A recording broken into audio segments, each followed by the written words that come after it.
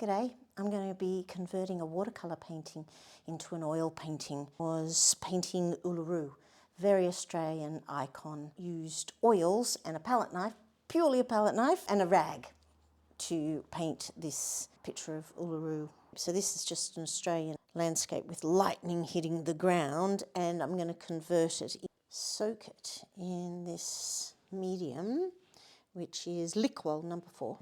So that I can spread it a little.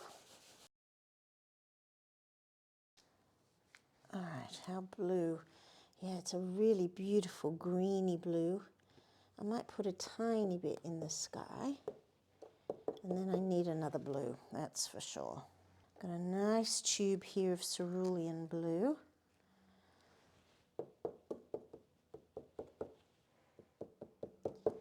Let's put that on.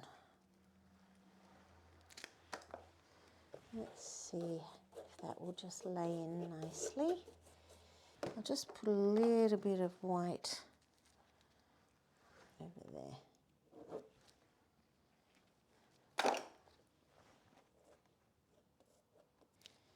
A peak of blue here and here.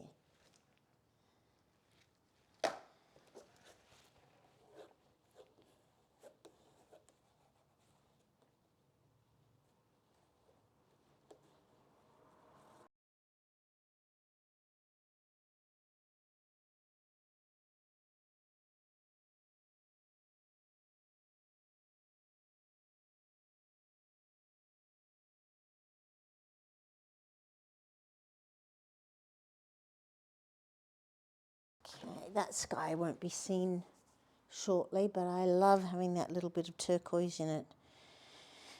Now, this is a darker tone, this is a mid-tone, and these are light tones. So fabulous with the green cooling it down and mixing with the Mars violet. Oh dear.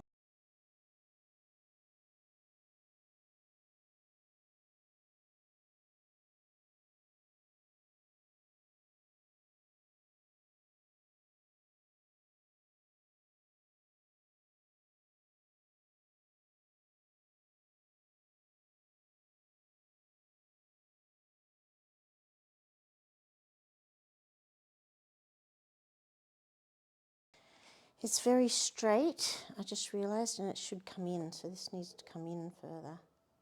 There, like that. There, that's better, comes in. This is carmine. We're not ready for that level of pink yet. Let's put in a bit of lovely,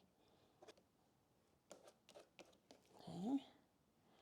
And that tapers up to very small. And at the top there's white tips. Up here are white tips. Make that go up there.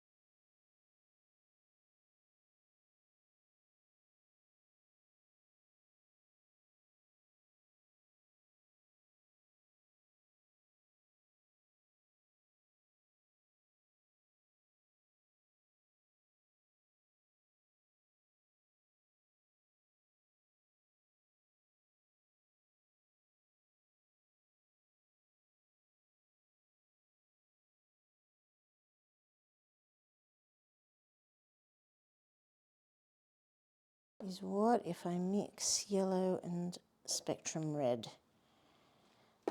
I am totally aware that normally you'd have a palette and you'd do all your mixing over there, but I've kind of run out of room. Oh, now there's a beautiful orange. Now if I lighten that dramatically, what happens?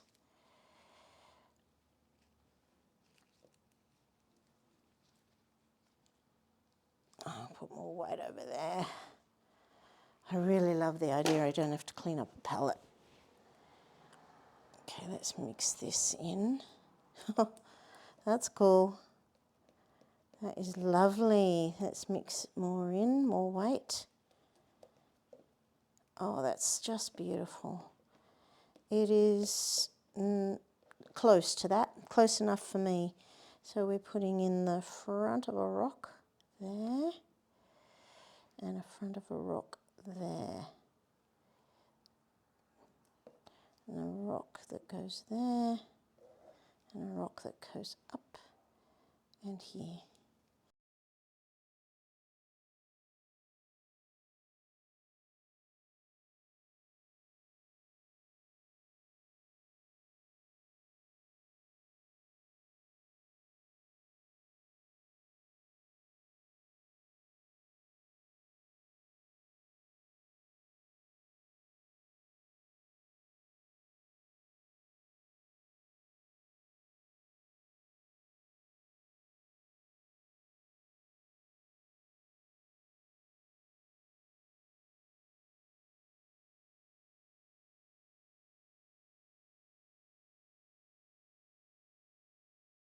Coming forward, I hate having to use this much white.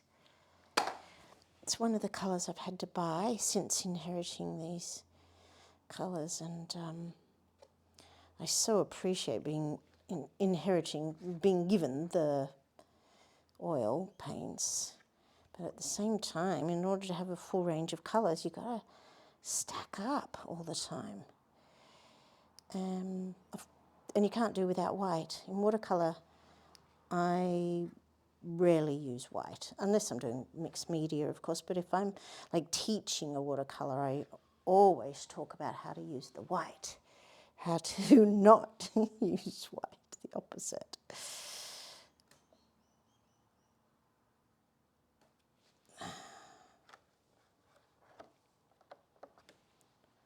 All right, that's made them come forward. I see it now. And then get some of this white and put it here.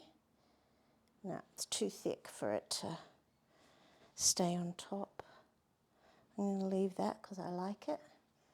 I think that'll do just fine as is. That was a big daub of black that I just didn't need to do. I'm just going to take it off because it'll just take way too long. It was really thick. Okay. These are very dull. And I dare say they need white as well. Or maybe yellow. I've got a lot of yellow. There are upsides and downsides to the inheriting someone else's paint. The big upside, of course, is that they're free. And I get to think about the generosity of the person who gifted them to me. I keep saying inherit. I'm going to kind of just not saying exactly, am I? Right, so, oh nice. Let's bring that down, eh?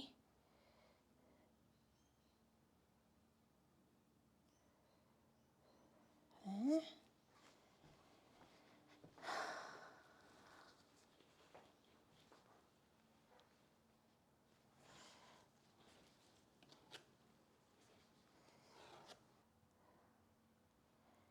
Anyway, I'm done. Look at my gloves. Isn't that fantastic? Well, if you've hung about to the end, I hope you enjoyed coming on the journey of converting a watercolour painting into an oil painting, all done with a palette knife. Thanks for joining me, guys.